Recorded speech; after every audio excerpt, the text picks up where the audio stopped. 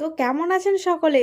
বৃষ্টি ভেজা দিনে আমার তো ভীষণই ভালো লাগছে। আজকে বৃষ্টি হচ্ছে অনেক দিন পর, এই গ্রীষ্মের দাবদাহ থেকে একটু স্বস্তির রিলিফ পেয়েছি বলতে পারেন।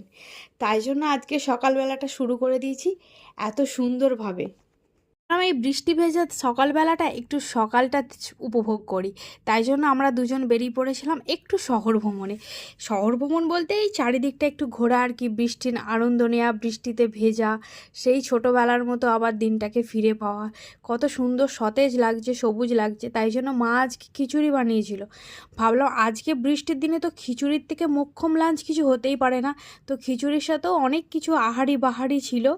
তো সেই জন্য দুপুরবেলাটা আমাদের জমজমাটি হয়ে গেছিলো। আজকে দুপুরে লাঞ্চে ছিল খিচুড়ি, ডিম ভাজা, পটল ভাজা, কুমড়ো ভাজি, করলা ভাজি, ঢ্যাঁড়স ভাজি, বেগুন ভাজি, আর সঙ্গে আম না থাকলে হয় না, যেহেতু গ্রীষ্মকাল বলে কথা।